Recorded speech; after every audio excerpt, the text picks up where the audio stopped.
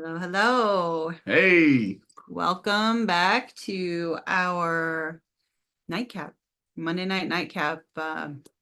We are Carlos and Chantel Campos. We passionately help people create epic marriages. that's So right. we, with our background in consulting, business development, my background working with abused and neglected kids, overcoming trauma. Combined, the two of us have over 20 years of strategies, personal growth and development and strategies to help overcome limiting beliefs. So we're excited you joined us tonight. Been a busy day. Yeah. A productive day, though. Very So productive. our nightcaps typically are a space, a time where we just kind of process with you out loud a little bit of our day and what we've experienced with our clients as we've had appointments throughout the day. Carlos meets with the men in our community on school.com, Epic Your Life, our mentorship community, and I meet with our women. And so then we bring it to you and we just talk about, what we've discussed and how that rolls. And it sounds like once again, our topics kind of aligned. Yeah. Yeah. It's As they really, usually do, right? really amazing to discuss some of the things. And then when we come back together at the end of the day to see how there's a theme in those discussions with clients and helping them to move forward and helping them to get unstuck. My bride is an expert at helping people get unstuck. Really, she is, and it's powerful to see lives and how they can be transformed if they're willing to allow themselves to move forward and progress. So that was a lot of what I went through today working with clients, and then of course the men tonight, the men's call. We had about a dozen men on our call tonight. It was super cool to see them show up and great topic, great discussion tonight. Yeah. Yeah. So rough for the question that I brought was, you know, uh, if you fight for your limitations, you get to keep them, right? It's one of our favorite quotes. So discovering what that looks like and what you believe about it and what are your experiences when those things come up, right? The limitations that we fight for. What does it look like to fight for your limitations? What does it sound like? Does it sound like a bunch of excuses? Does it sound like oh, we just kind of slip back into a victim mentality, a limiting belief system, right? Where we feel like we can't overcome it, we can't move forward, and we fight for it. And it was so funny because I asked the question, I was like, so how many of you have hired somebody to help you move through something and then fought them about it? Everybody's raising their hands like, yeah, it's okay. You can raise the hand. I know. But why do we do that? Why do we fight for those limitations? Right? Why do we choose to stay stuck ultimately? Mm-hmm. Which brings up where you were with the men and it's a decision point, right? That's right. Yeah, it was really crazy because it was about, I started out talking about being responsible, responsibility, being responsible for and taking ownership of your decisions and your lack of decisions too. Right. So we got into a big discussion about decisions. And so it's really crazy though, because it is true when people are stuck, it's because of a past story or their current story. And that's why then they will use scapegoats or Excuses. limiting beliefs, right? And then excuses. What do we say? If you fight for your limitations, you get to keep them. So they're literally arguing why it won't work. I mean, have you ever heard that? Have you ever done that? I have. We all have. I have. If we're honest, right? Yeah, and I think that's really profound to understand that we do fight for our own limitations. We do fight for things that we cannot see. That's why the power of mentorship and the power of accountability or the power of having someone have a different story than you do. That's why we've been able to help people in marriage. And this is another thing that was brought up in the how, right? So if we're talking about limitations or limiting belief systems, right? What can that also look like? It can look like a trigger. So we talk about triggers all day long, and I'm pounding into the heads like for years and years and years. Like what is a trigger, right? A trigger can either be all of the negative things that you think about a trigger, right? It can be scary. It can be that what keeps us stuck. It could be the place where, your trauma lives. Or, and this is why I put our drinks in this colored glass, because these are my new rose colored that is a neat jars, right? Nice. So, but what happens? We can consciously put a different lens on, right? We can see through the rose colored lens, which looks like the trigger is actually an opportunity, right? It's an opportunity for us to see something that's in our face that we need to work on, in our face that's keeping us stuck. The trigger is the opportunity for us to move into the freedom or in a forward motion, right? But the other thing, cheers. Well, now I have to drink it. Sorry, go ahead. The other thing that that it does is when our limitations, we're focused on our limitations, we're focused on the trauma, there's lack of vision. Okay. Wow. When we turn that rose colored lens on, we have a vision for the future. We have a vision beyond that story that Carlos is talking about, right? So we have to be conscious and intentional in the decision point. That's what the trigger is. The trigger is your decision point. Okay. So are you going to move towards the opportunity, or are you going to move towards the limitation? So good. Decision point. And what's so fascinating about that comment, or even that question, is it's all about how you see it. It has how you choose to see it. Exactly. The lens, it's like these glasses. Which glasses do you want to put on today? Limiting beliefs or possibilities? Yes. And opportunity. It's so interesting because where you find yourself getting stuck, there's probably it's a trigger, right? Mm-hmm. First of all, but second of all, it's also beneficial at times. And again, Chantel is super brilliant at this and helped me so much with this. It's very powerful and empowering and very important to then be able and willing to recognize the trauma. Mm-hmm. And recently, we've been processing through this stuff about me. I'll be glad to be an example. And it's real. I'm constantly looking to grow and learn. And that's the thing, is that I hope that I can always be a good example of growing and learning, and even be an example of my limitations. Overcoming limitations, putting on a different lens, right?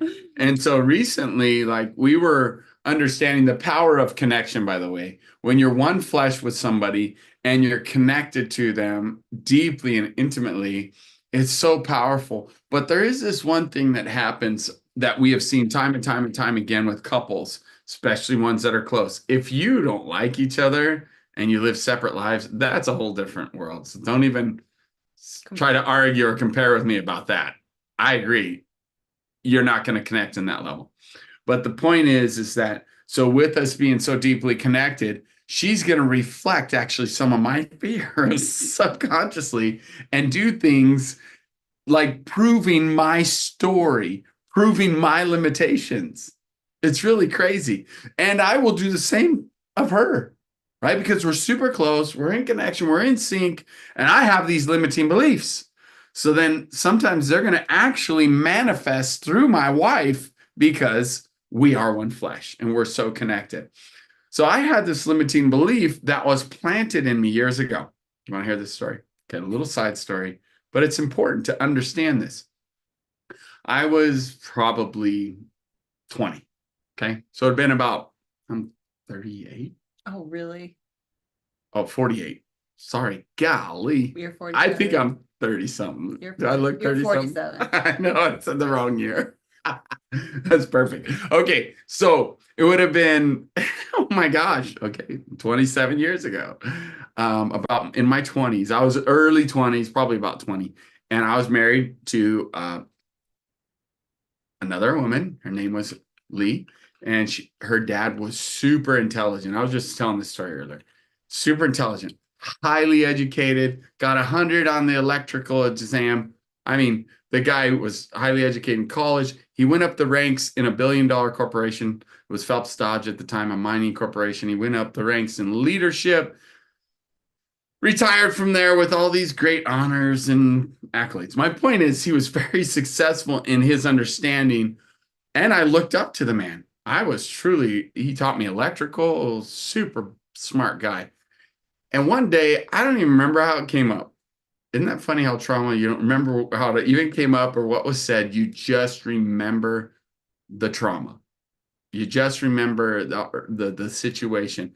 And what he said about me, a man that I looked up to and had a lot of respect, is he said, well, Chuck, it was Chuck at the time, Chuck has no marketable skills, no education. He essentially said he's a worthless piece of shit. I mean, he did. It has not, he's no marketable skills. And those words are what rang in my brain. You have no marketable skills. Now, fast forward 27 years. Oh, I thought you wanted to say something about it. And here I am now, 47 years old. 48? Yeah. You're 47. 47. And I'll be 48 this year in November. And so, and here I am still challenged by that thing and still essentially believing that. Because what's interesting is I've done consulting, worked and helped develop, brought thousands of people to connect with Danny Johnson, worked with a multi-billion-dollar company and helped develop their marketing plan, their strategies, and help them go to new levels. Worked with lots of different people. Let's just put it that way. And I have had great results helping them market them. Guess what? Marketing me. Marketing us. It's like deer in the headlights, frozen, stuck. And my beautiful bride, with all of her expertise, stepped out of being my wife for a minute and said, look, as an expert, she's like, you are still getting stuck. And you're causing me to get stuck, essentially, too. And it's true. And it's so crazy to go like, oh my gosh, is this still haunting me? Hmm. And one of the things, Chantel, in all of her wisdom, she's right here, she can tell you herself, but I tell better stories. It's your story. That's my story. And she says all the time how trauma and triggers will be in layers. Like it's layers, always. So understanding that there's deeper layers here and understanding like I have been successful with marketing everyone else. And then it comes to me, and my wife is me. Then all of a sudden it's like this frozen or stuck. Yeah. So there you have So it. what are you going to do with it? I'm dealing with it just like everyone else deals with stuff. It's real. It's my story. And so I have to, and whereas even, so I want you to recognize this. Those of you that are married, listening, potentially your story is causing your wife to be stuck too, or vice versa, your spouse, right? Maybe you're a woman that has a story that's causing him to be stuck as well. If you're, again, if you're connected and in sync, that's a potential there. How do we get unstuck? Well, we have to find someone else's story that isn't the same as ours. And we have to be able to see a story that we can connect to and do what they do and not make it about my personal experience, but see their experience and then do what they do. Because I have to have a different story if I'm going to create a different story. Does that make sense? Well, I think well said or not? I think that, you have to understand, number one, what you believe and why, right? So we identified where it came from, where the root of that is, right? What is replaying in his mind and why that belief is still there, even though he knows the truth, even though he knows that he has, tremendous success and is an incredible business strategist and consultant and has drastically increased several companies' revenues beyond wild belief. And yet, this new season of Carlos and I working together on, our own business and marketing it and promoting it, right? Promoting what we do now versus being, either in the service industry versus consulting on other businesses and marketing other people. Now it's like, okay, so now I get to exercise my belief system, right? So your belief is proved by your actions. So good. And your inactions. So going back to the beginning of, what the men were talking about, your belief is proven by your actions and your inactions. So what is an action? Start with a decision. Yeah. And we get stuck in indecision. Well, and that's what's crazy too. Those of you that read the Bible, that verse that talks about hot or cold, he'd rather you be hot or cold, lukewarm, he'll spew you out, is because he doesn't want you to stay stuck either.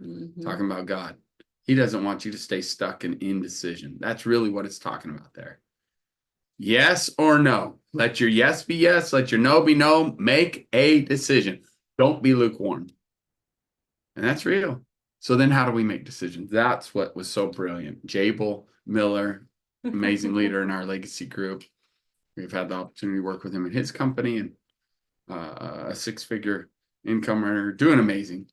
And one of the things that he said in our men's group, because he's helping co-lead it now with Eric Schleybaugh, another amazing business owner and entrepreneur. And he actually said, Jabel said, how do you make decisions? That was the question he posed to all the men. I'm like, man, that is such a great decision. Question. How do you make a decision? Right? Because do you ever ask that? How you make decisions? Because it is funny, like sometimes we forget to look at the strategy in which we use to make a decision. And if we don't have a system or a process in the way we make a decision, guess what? There's another reason why we won't make a decision.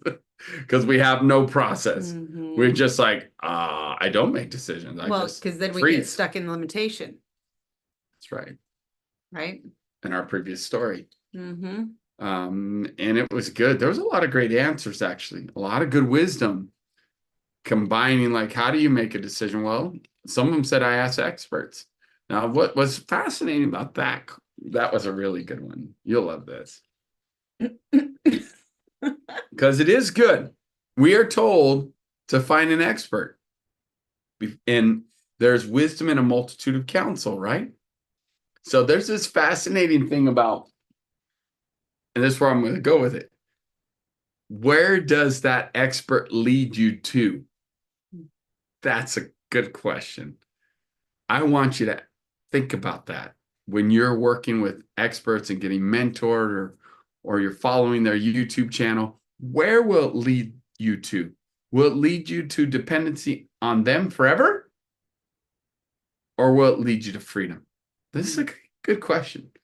Because again, when you start looking at it, again, the lens, it changes things. Now, I will tell you that working with us, there is no doubt when you're taking baby steps in the beginning, we're telling you everything to do and say and questions to ask and ways to communicate and scripts. We got it all scripted. And it's literally like, we're telling you exactly what to do. And it seems like very controlling. Matter of fact, again, another trauma, another trigger, people that come from places where they were controlled by religion and leaders. But again, our heart and our goal is to lead you to freedom, though. It starts out that way.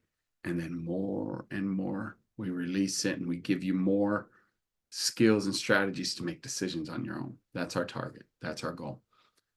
And it was funny because this I talked about this, like you've got experts, and I promise you, you can have an expert in every scenario. And this was brought up today. It's a really good one. It's like, what a debate. Chantel was invited to be a part of a debate. And the debate was, you know, um, eat your way to lose weight and fast your way to lose weight. They are two completely different ways of losing weight, right? Fast your way to losing weight or eat your way to losing weight. Now, I will tell you though, what did I just tell you? This is what was cool. Isn't this a cool way to look at things? Now, if you evaluate exactly what I just said, which one is going to lead you to autonomy or freedom to be without anybody's help? Which one would you say on those two scenarios? Which one is going to lead you to complete freedom?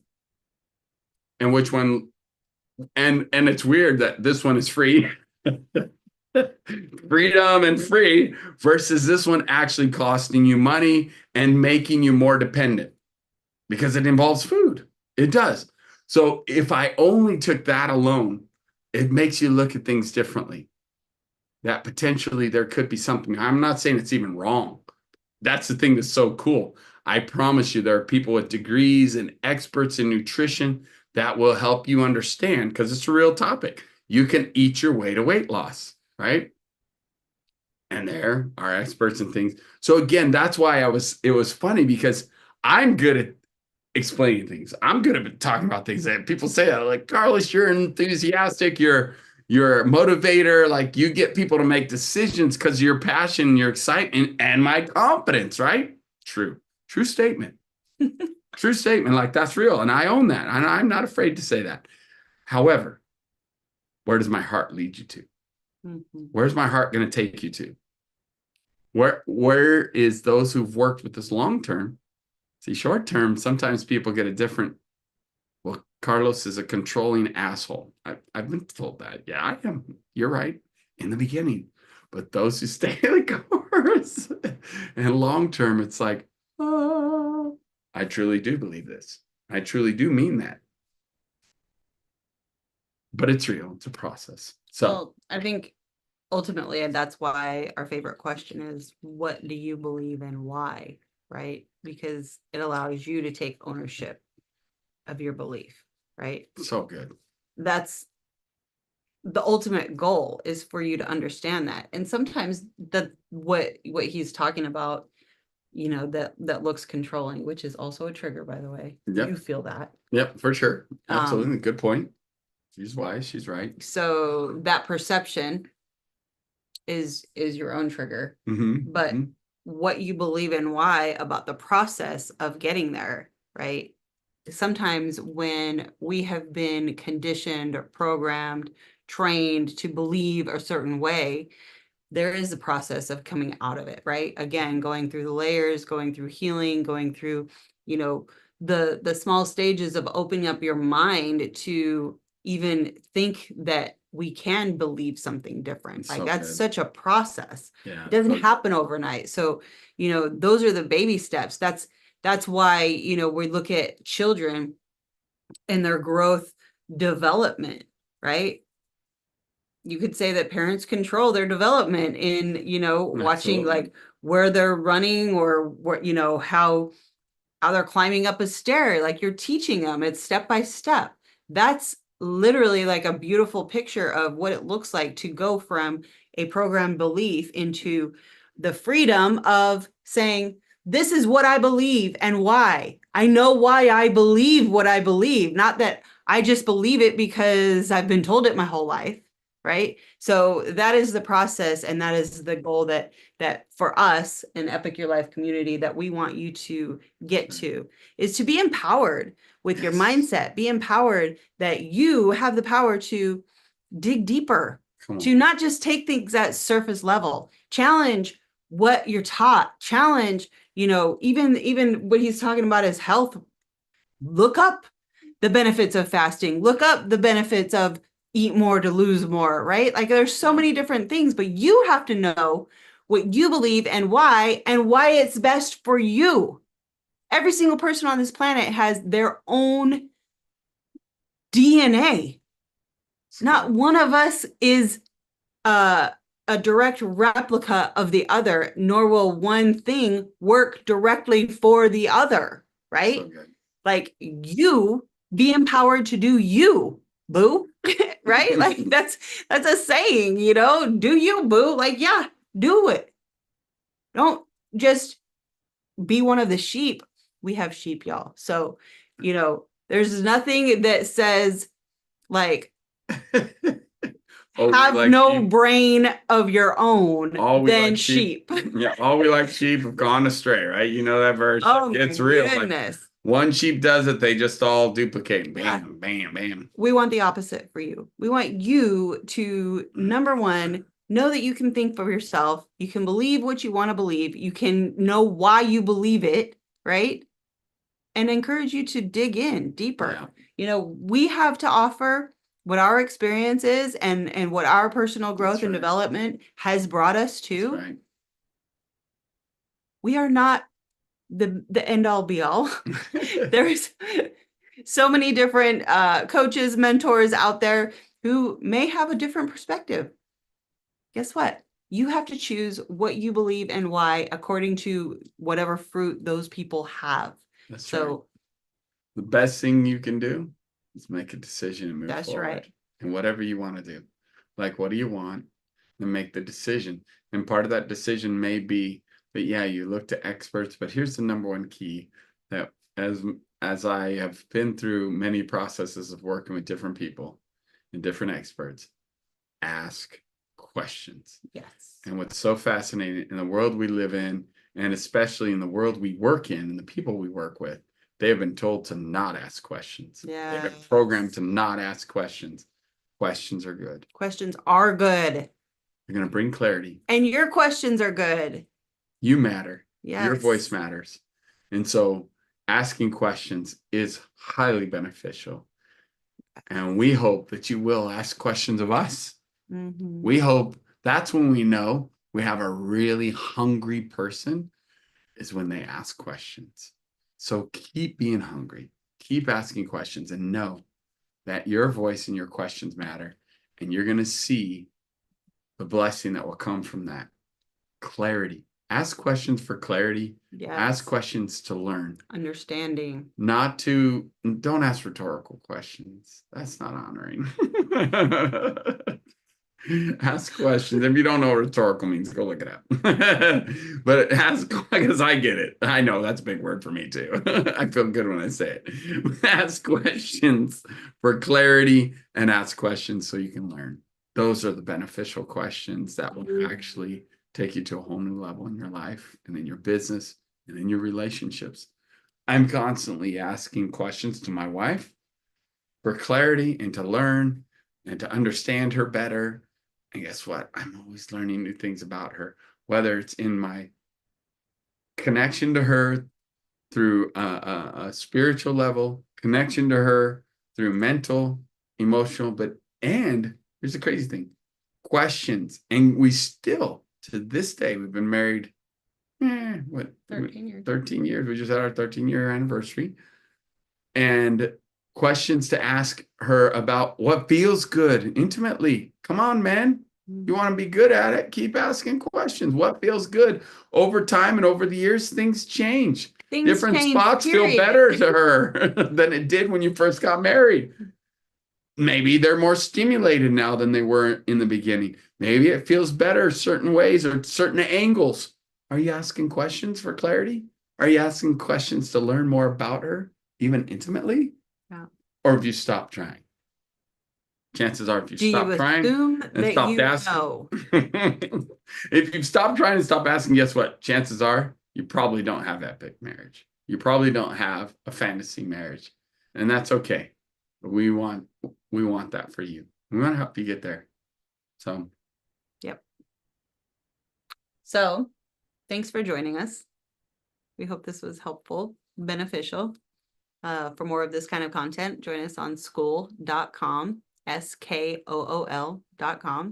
skool.com/epic your life.